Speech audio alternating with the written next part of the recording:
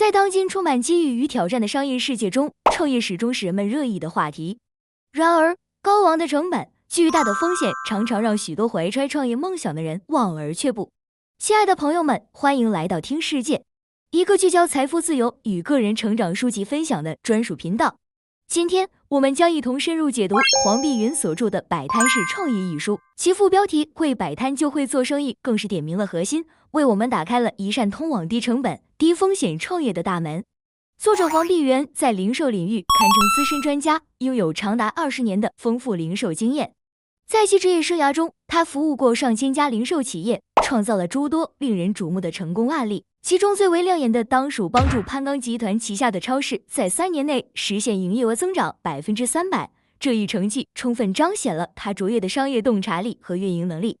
从书名摆摊式创业便可直观感受到，这是一种极为轻盈的创业模式。正如黄碧云老师所言，它具有低成本、低风险的特点，尤其适合当下经济形势。在经济发展面临诸多不确定性的当下，若创业初期就投入巨额成本，一旦出现失误，创业者很可能陷入问劫不复的境地。而摆摊式创业这种轻创业方式，就如同一块试金石，能够让创业者在相对安全的环境中试水商业领域，积累经验。民间流传的摆摊摆的好比开店强不少，也从侧面印证了这种创业模式的潜力。摆摊式创业这本书内容丰富且极具实用性，无论是正处于失业迷茫期，不知该如何选择职业方向的人，还是厌倦了朝9晚5的固定工作模式，渴望在商业领域一展身手的上班族，亦或是本职工作相对轻松，想要拓展副业增加收入的人群，这本书都堪称一本实用的创业指南。其内容紧密贴合实际，充满浓浓的市井气息，让读者仿佛置身于热闹的摊位之中，感受创业的魅力与挑战。如果想要尝试低成本小生意，摆摊无疑是一个绝佳的起点。然而，看似简单的摆摊，实则蕴含着诸多学问，其中首要的问题便是确定卖什么。面对琳琅满目的商品，如何做出选择，是摆在每位创业者面前的第一道难题。黄碧云老师在书中给出了3个极具价值的建议。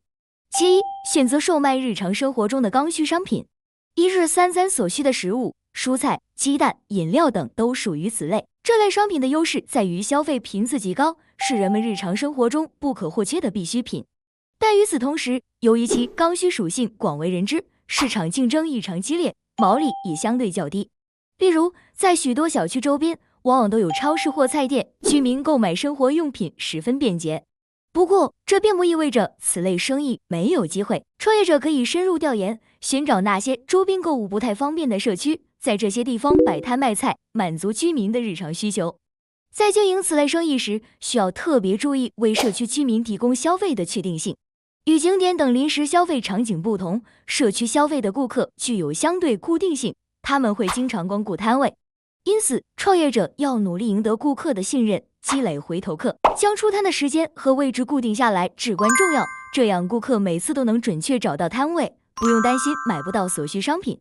此外，与顾客建立良好的沟通也十分关键，嘴甜并非是说一些虚假的漂亮话，而是要真诚地对待顾客。比如，在顾客付完钱后，赠送1把香菜，并贴心地告知顾客香菜可以为菜肴提鲜，同时向顾客承诺每天都会在固定地点出摊，保证商品新鲜足量，让顾客放心购买。通过这些细节，逐渐赢得顾客的好感和信任，促使他们再次光顾。其二，售卖能够给人带来愉悦感受的商品，即提供情绪价值的商品。鲜花、文具、装饰品、零食以及套圈游戏、打气球游戏等都属于此类。这类商品的消费目的并非满足基本生活需求，而是为了让消费者获得心理上的愉悦和满足。在经营此类商品时，选址和选时尤为重要。在早高峰时期，人们行色匆匆，忙于上班，根本无暇顾及娱乐性消费，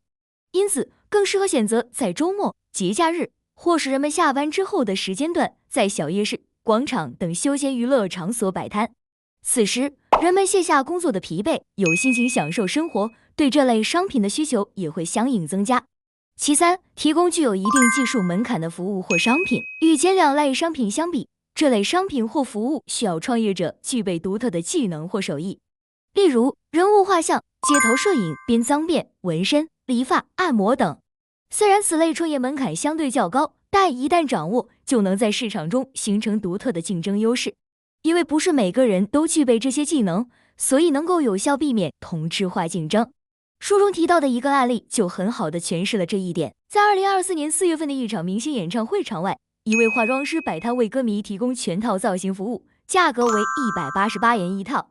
虽然价格看似不低，但考虑到在专业造型门店，这样的服务可能需要花费数千元，而且在演唱会这样的特殊场景下，歌迷们为了以最佳状态与偶像见面，同时在社交媒体上展示自己，对造型服务的需求十分强烈，因此愿意为此买单。这位化妆师凭借个人技艺，一天就能获得约1500元的收入，在连续6场演唱会期间，收入将近1万元。这充分证明了提供有门槛的服务或商品具有巨大的商业潜力。确定了售卖商品或服务的类型后，选址同样至关重要。同样的商品放置在不同的地点销售，可能会产生截然不同的结果。黄碧云老师建议，可以将摆摊地点按照区域划分为大学城、社区居民集中区、小学周边以及打工人聚集区，如写字楼附近这4类。理想情况下，如果能够找到4类区域叠加的地方摆摊，就相当于能够同时吸引4类不同人群的消费，极大的拓展了市场。然而，在现实中，这样的理想选址十分难找，因此只要能找到2类区域叠加的地方，就已经是非常不错的选择。同时，还需要根据所售商品的特点，精准定位目标消费人群。例如，在大学城附近摆摊，售卖养生类产品或蔬菜显然不太合适，因为大学生普遍缺乏做饭的条件和意愿。而经营麻辣烫、烤串、鸡排、炸鸡等味道浓郁的小吃，则更符合大学生的消费喜好。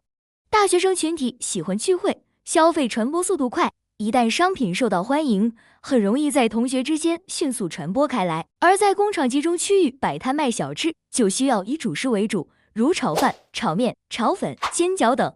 因为工厂工人工作辛苦，加班频繁，他们更需要能够填饱肚子的食物。当掌握了摆摊的基本技能，确定了卖什么和在哪里卖之后，就可以进一步提升小摊的商业运营水平。提到商业运营，很多人可能会觉得这是一个复杂且专业的领域，需要丰富的商业经验和互联网思维。其实，只要掌握一些核心要点，就能轻松入门。其中，流量和私域是2个关键概念。私域运营的方式有很多，最简单直接的就是为顾客建立社群。通过社群，创业者拥有了一个免费的线上展示和推销平台。书中讲述的林杰的案例就极具代表性。林杰因需要全职照顾孩子而辞职，但他不甘于闲置，在孩子上幼儿园后，加盟了一个无需开店或摊位，仅依靠社群运营的卤味品牌。该品牌起源于郑州，凭借美味实惠的产品，在当地深受居民喜爱，吸引了大量加盟商。林杰通过让顾客添加微信并拉入社群的方式，打造了自己的私域流量池。同时，他巧妙地利用朋友圈进行宣传。与众不同的是，他经常在朋友圈发布卤味的锅底。这样做不仅向顾客展示了卤味当天制作、当天售卖，保证新鲜的特点，还因为这种独特的宣传方式具有很强的记忆点，能够引发顾客的口口相传，提高品牌的传播效率。通过这种方式，林杰成功地与周边顾客建立起信任，将新顾客转化为忠实的老顾客。此外，他还在社群中发布产品信息，只要有顾客下单，就提供上门送货服务。后来，林杰也拥有了实体摊位，实现了线上线下相结合的销售模式。这与电视剧《凡人歌》中主人公的创业经历颇为相似，都是通过经营卤味小摊，依靠回头客，在不忙时通过线上订购为周边居民送货，逐步积累口碑，发展生意。除了私域运营，流量获取同样重要。虽然在一些流量大的平台获取流量需要花费资金，但对于轻创意的小生意来说，完全可以通过其他免费方式获取流量。利用短视频账号发布视频或进行直播，就是一个非常有效的途径。很多人在进行直播时会存在心理障碍，担心直播间观看人数少，觉得丢人。其实，直播间的流量与线下摊位前的流量本质是一样的，有人只是匆匆看一眼就离开，真正停留并产生购买意愿的顾客只是少数。在直播间吆喝，就如同在线上拥有了一个摊位，只要能够吸引观众的注意力，让他们对商品产生兴趣并停留下来，就有可能实现转化购买。书中提到的重庆宝妈的案例就生动地展现了这一点。这位宝妈凭借售卖烤苕皮、在重庆拥有7个连锁摊位，并在成都开设了一家店铺。他在视频号上发布的烤苕皮相关视频，点赞量最高超过3.5万，平时也至少有3000个赞，成为了颇具影响力的账号。他的直播极具特色，不仅嘴甜，亲切地称呼顾客为宝贝、亲爱的，还将烤苕皮的过程变成一场精彩的表演，通过朗朗上口的顺口溜，为顾客提供了极高的情绪价值。顾客在购买几块钱的烤苕皮时，仿佛欣赏了一场有趣的表演。这种独特的经营方式让他在众多摊主中脱颖而出。对于将摆摊作为副业，不想全职投入过多时间的人来说，精准找到目标客户是关键。以售卖纸巾为例，这是一种成本低，人人都需要且卖不出去，自己也能使用的商品。每年6、7月份，很多高中毕业生家长希望孩子利用暑假锻炼自己，积累社会经验，同时又不想投入过多成本，售卖纸巾就是一个很好的选择。那么，如何将常见的纸巾销售出去呢？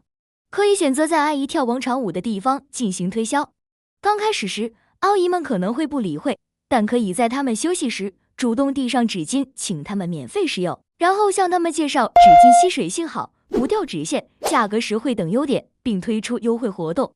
在促销方式上，不建议采用单品折扣，而是通过买1送1、买2送1、买大送小或20块钱任选3包等方式，鼓励顾客多买多囤。此外，高中生穿着校服去售卖纸巾，还能激发阿姨们的隔代亲情感，让他们更愿意照顾生意。而且，纸巾作为消耗品，顾客用完后会有复购需求，阿姨们之间的交流和推荐，还能帮助积累更多客户。虽然摆摊是一种很好的创业方式，但从长远来看，它更像是一个过渡阶段或商业领域的最小化模型。通过摆摊，创业者可以积累经验，试错改进，并逐步走向更加正规、商业化的发展道路，如开设实体店铺、建立线上网店，或是将成功经验复制出去进行加盟等。书中严敏的案例就很好地说明了这一点。严敏在大企业工作表现出色，但具有强烈的危机意识。为了拓展收入来源，他选择从摆摊卖饰品和包包开始创业。起初，他因为抹不开面子而销售不佳，但经过自我调整后，逐渐吸引了顾客，积累了一批回头客。2个月后，他决定开设淘宝店。尽管周围人并不看好，认为淘宝的黄金时期已过，但严敏凭借在摆摊过程中积累的经验，包括敢于行动、学会寻找和筛选供应商、避免被不良供应商欺骗等，对开店充满信心。在经营淘宝店过程中，他不断学习店铺装修、商品上架、拍摄修图等技能，并采用无货源销售模式，降低库存压力。同时，他敏锐地发现小红书上的女性用户可能是潜在客户，于是开通小红书账号，分享穿搭经验，进行产品推广。经过不断努力，他的小红书账号积累了3.2万个粉丝，实现了将流量引入淘宝店并转化为订单的目标，还获得了广告收入，成功实现了收入的多元化。此外，商业的发展并非总是遵循从摆摊到开店的线性路径，有时摆摊还能助力实体店面的发展。北京的狗市酒馆就是一个典型案例。在疫情期间，酒馆因线下营业受限而濒临倒闭，老板利用酒馆的大院子，响应地摊经济号召，邀请摊主摆摊。这一举措吸引了大量顾客，不仅让酒馆的生意得以恢复，甚至比之前更加红火。顾客在逛完地摊后，会进入酒馆消费，摆摊为酒馆带来了新的客流和人气，成为了品牌宣传的有效方式。这充分说明，摆摊不仅可以作为独立的商业模式，还能与实体店面相互促进，在特殊情况下发挥重要作用。《摆摊式创业》这本书全面总结了摆摊这一商业模式的各个方面，从供应商选品、选址到陈列推广、客服流量、售后等，几乎涵盖了做生意的全链条。通过摆摊，创业者能够积累全套的商业经验，掌握做生意的核心要点。正如书名所表达的，只要能够摆好地摊，就具备了做好生意的基础，剩下的只是如何扩大规模，实现更大发展的问题。希望通过对这本书的解读，能够为更多有创业梦想的人提供启发和帮助，让大家在低成本、低风险的创业道路上迈出坚实的步伐，实现自己的商业梦想。好了，今天的分享就到这里了，希望能给你带来启发。如果觉得内容有价值，别忘了动动发财的手指点个赞，让更多人听见这份智慧。我们下期听世界，继续探索更多好书里的宝藏，不见不散。